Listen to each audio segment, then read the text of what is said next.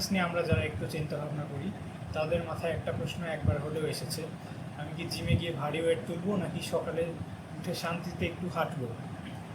একদিকে জিম ব্রোরা বলে ওয়েট না তুললে বডি হবে না, আর একদিকে ডাক্তার বা মুরব্বীরা বলেন সকালে হাঁটার মতো ভালো জিনিস আর দুনিয়াতে নেই। তো আসলে কোনটা সত্যি, কোনটা ভালো আর কোনটা খারাপ? আজকের ভিডিওতে আমরা কোনো শোনা কথায় কান দেব না, সরাসরি সায়েন্স এবং রিসার্চের ডেটা দিয়ে বোঝার চেষ্টা করব স্ট্রেংথ ট্রেনিং আর মর্নিং ওয়াকের মধ্যে আসল পার্থক্যটা কোথায় এবং আপনার জন্য কোনটা বেশি জরুরি। আমি নিজে একসময় রেগুলার স্ট্রেংথ ট্রেনিং করতাম।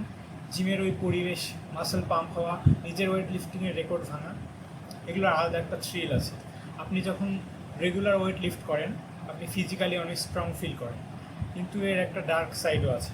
কিছুদিন পর আমার মনে হতে শুরু করলো আমি সবসময় একটু টায়ার্ড থাকছি, জয়েন্টে হালকা ব্যথা, সকালে ঘুম থেকে ওঠার পর শরীর ম্যাচ ম্যাচ করাটা যেন রুটিন হয়ে গিয়েছে।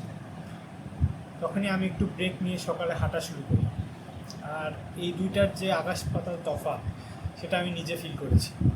তো চলুন আগে ডেটা কী বলে সেটা দেখি। প্রথমে আসি স্ট্রেংথ ট্রেনিংয়ের কথায়। সবচেয়ে বড় সুবিধা হলো হাইপারট্রফিক বা মাসেল গেইন এবং মেটাবলিজম বুস্ট। আমি এখানে জার্নাল অফ অ্যাপ্লাইড ফিজিওলজির স্টাডি দেখছিলাম। এখানে বলা হয়েছে আপনি যখন ভারী ওয়েট তোলেন তখন আপনার মাসেল ফাইবারগুলোতে মাইক্রো টিয়ার বা ছোট ফাটল তৈরি হয়। শরীর যখন সেটা রিকভার করে তখন মাসেল আগের চেয়ে আরও শক্তিশালী হয়। এভাবেই মাসেলগুলো বৃদ্ধি পায় এবং স্ট্রেংথ ট্রেনিং এভাবেই কাজ করে। আর একটা ম্যাজিক হলো আফটার বার্ন ইফেক্ট বা ইপিওসি, মানে জিম থেকে আসার পর আপনি যখন সোফায় বসে রেস্ট নিচ্ছেন তখনও আপনার শরীর ক্যালোরি পোড়াতে থাকে। তাছাড়া মায়ো ক্লিনিকের ডাটা বলছে ওয়েট লিফটিং আপনার বোন ডেন্সিটি বা হাড়ের ঘনত্ব বাড়ায়, যা বয়সের সাথে আমাদের জন্য খুবই দরকারি। কিন্তু অসুবিধাটা কোথায়? অসুবিধা হলো সেন্ট্রাল নার্ভাস সিস্টেম বা সিএনএস ফ্যাটিক। আপনি যদি ঠিকমতো না ঘুমান বা ডায়েট না করেন তবে রেগুলার ওয়েট লিফটিং আপনার শরীর চরম স্ট্রেসের মধ্যে ফেলে দেবে, যে কারণে আমি নিজে একসময় খুব টায়ার্ড ফিল করতাম।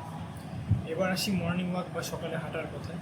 ওয়েট লিফটিং যদি হয় আপনার শরীরের জন্য স্ট্রেস বা চ্যালেঞ্জ, তবে সকালে হাঁটা হলো সেই স্ট্রেসের হিলিং বা ওষুধ। আমেরিকান হার্ট অ্যাসোসিয়েশনের একটা বিশাল গবেষণায় দেখা গেছে দিনে মাত্র 20 থেকে 30 মিনিট ব্রিস্ক ওয়াকিং বা জোরে হাঁটা আপনার হৃদরোগের ঝুঁকি প্রায় 30% কমিয়ে দিতে পারে। তবে সবচেয়ে বড় ম্যাজিকটা ঘটে আমাদের ব্রেইনে। সকালে ঘুম থেকে ওঠার পর আমাদের শরীরে কর্টিসল নামক হরমোন লেভেল সবচেয়ে বেশি থাকে। ব্রিটিশ জার্নাল অফ স্পোর্টস মেডিসিনের ডেটা অনুযায়ী সকালের ওই ফ্রেশ বাতাসে প্রকৃতির মধ্যে কিছুক্ষণ হাঁটলে এই কর্টিসল লেভেল ম্যাজিকের মতো কমে যায়। স্ট্রেংথ ট্রেনিংয়ের মতো এখানে মাসেল ব্রেকডাউন হয় না, বরং শরীরে ব্লাড সার্কুলেশন বা রক্ত চলাচল বাড়ে। আর অসুবিধা, সত্যি বলতে আপনি যদি মাসেল বিল্ড করতে চান বা সিক্স প্যাক অ্যাপস বানাতে চান তবে সকালে হাঁটা দিয়ে সেটা কোনো দিনও সম্ভব না। মাসেল বানানোর জন্য সকালে হাঁটা খুব একটা কাজের না। তাহলে শেষ পর্যন্ত কে জিতলো, স্ট্রেংথ ট্রেনিং নাকি মর্নিং ওয়াক? সত্যি বলতে এই দুটার মধ্যে কোনো প্রতিযোগিতা নেই। সায়েন্স বলছে বেস্ট রেজাল্টের জন্য আপনার দুটোই দরকার, যেটাকে ফিটনেসের ভাষায় বলা হয় কনকারেন্ট ট্রেনিং। আমার নিজের রিয়েলাইজেশন হলো জিমে গিয়ে ওয়েট লিফটিং করাটা জরুরি ফিজিক্যাল গ্রোথ আর মাসেলের জন্য, আর সকালে হাঁটাটা জরুরি মেন্টাল পিস, হার্টের স্বাস্থ্য আর অ্যাক্টিভ রিকভারির জন্য। আপনি যদি সপ্তাহে 3 থেকে 4 দিন স্ট্রেংথ ট্রেনিং করেন আর বাকি দিনগুলোতে সকালে হাঁটাটা আপনার মাসেল রিকভারি অনেক ফাস্ট করে দেবে। আমি এখন ঠিক এই ব্যালেন্সটাই করার চেষ্টা করছি এবং বিশ্বাস করুন জিমের এই ক্লান্তিটা এখন আর আমার মধ্যে নেই, বরং সকালে হাঁটাটা আমার সারাদিনের জন্য একটা দারুণ এনার্জি দিচ্ছে। আপনারা কে কোনটা বেশি প্রেফার করেন, জিমের ভারী লোহালক্কর নাকি সকালের শান্ত পরিবেশ? কমেন্টে জানাতে পারেন। আর হ্যাঁ, টপিকগুলো নিয়ে আমি আরও কথা বলবো, চাইলে পেজটার সাথেই থাকতে পারেন। দেখা হবে পরের ভিডিও।